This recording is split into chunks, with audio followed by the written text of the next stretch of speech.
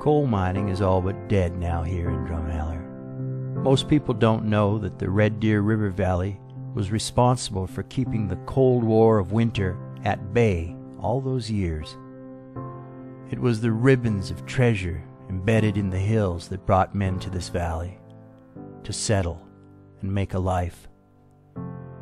Men like Sam Drumheller saw the potential. And in the early 1900s, it began. The coal rush.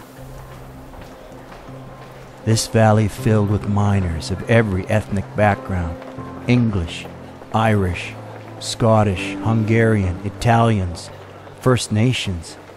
Over 30 languages were spoken in this mining community. And although separated by language in the deep, their occupation demanded that they learn to work together as a team.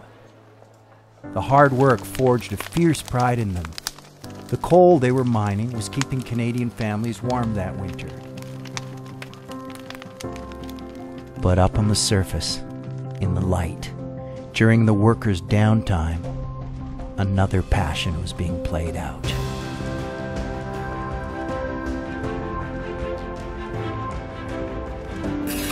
And so was born another kind of Drumheller miner. The work ethic and skills learned underground in the darkness now found new freedom through speed, body checking, and teamwork under the open sky.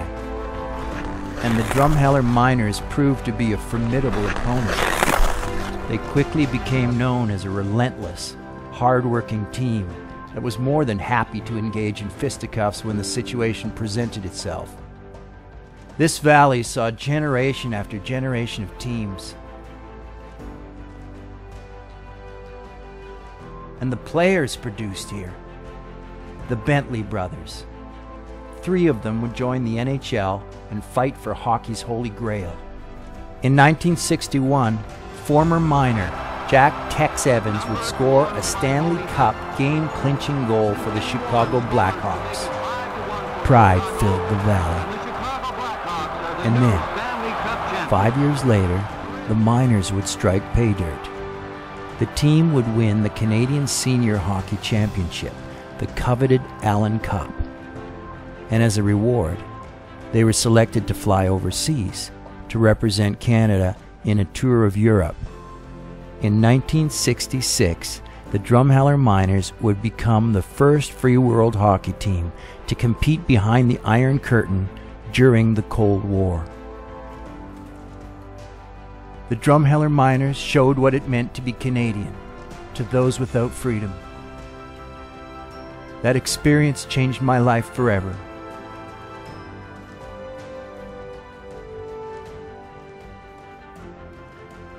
I was the general manager of that team.